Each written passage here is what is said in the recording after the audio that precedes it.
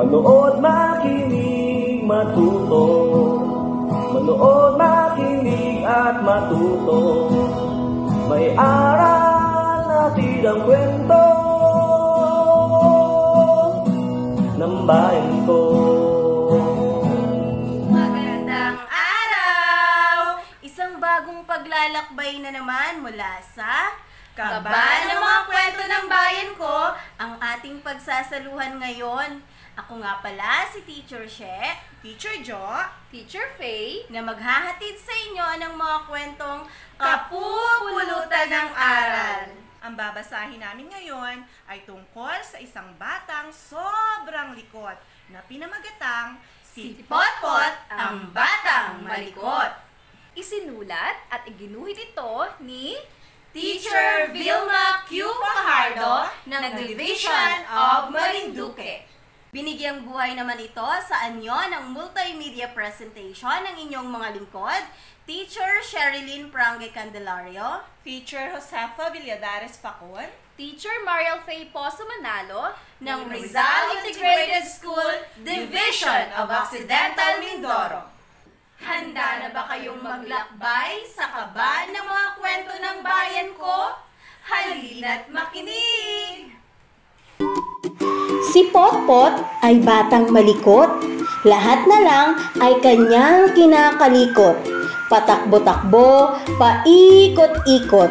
Kaya ang buhok niyang tuwid ay laging gusot. Ay naku Potpot! Nasabi ng kanyang nanay, Maaari bang kalikutan mo ay bawas-bawasan? Kapag hindi ka huminahon, baka ikaw ay masaktan. sa halip na tumigil, lalo siyang nanggigil.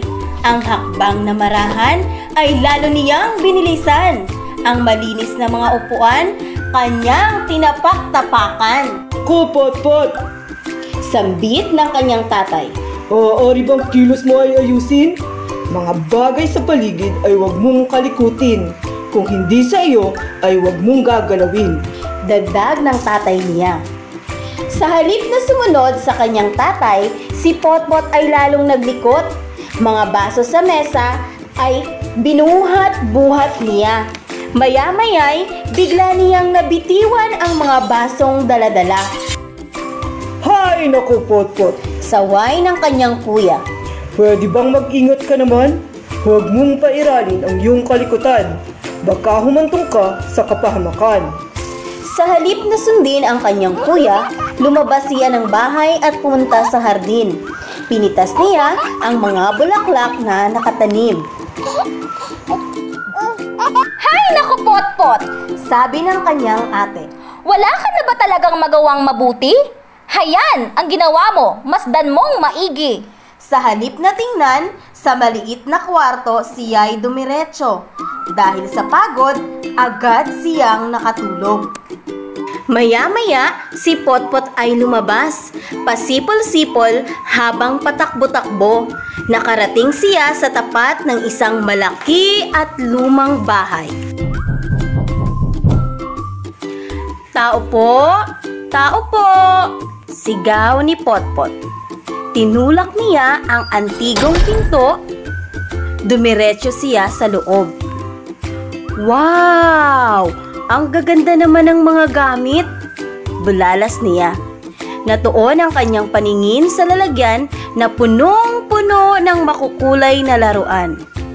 Hindi na naman niya napigilan ang maglikot. Lahat ng laruan ay kanyang ginamit. Hindi niya napansin ang dalawang bilog na mata na nakamasid sa kanya. Pinapanood lang siya ng mga ito habang naglalaro. Mula sa pinagkukublihan, lumabas ang lalaking mataas. Mahaba ang balbas, kulot ang buhok, may matatalas na kuko at malalaking ngipin. Umalingaw-ngaw ang tinig ng nagmamasid kay Potpot. Sino kang walang pahintulot na pumasok sa aking bahay? Napatingin si Potpot sa may-ari ng tinig. Nanginig at nanlamig si Potpot. Ako po si Potpot. Aha! Ikaw pala si Potpot, ang batang malikot na lahat ng bagay ay kinakalikot. Hindi mo ba alam na hindi na makalalabas ang sinumang pumasok dito? Sigaw nito. Hindi na po mauulit. Nangangatal na sagot ni Potpot. Hindi na po ako maglilikot. Papauwing niyo na lang po ako. Aayusin ko na po lahat ng ginulo ko. Iimisin ko na po lahat ng kinalat ko. Pauwiin niyo na po ako. Pagsusumamo ni Potpot. Akma siyang hahawakan ng lalaki nang bigla siyang sumigaw. Huwag po! Huwag po! Huwag po! Hindi na po ako maglilikot! Pakiusap ni Potpot. Potpot! Potpot! Nananaginip ka lang! Sambit ng kanyang ina. Inay! Inay! Patawad po! Sabay yakap sa kanyang ina. Simula po ngayon, hindi na po ako maglilikot. Tutuwirin ko na po ang mga gawi kong baluktot. Pangako ni Potpot. Napangiti ang kanyang ina. Hay naku Potpot! Mabuti naman at napag-isip-isip mo na ang iyong kamalian. Anak, lagi mong tatandaan na walang mabuting dulot ang sobrang likot. Pangaral pa niya.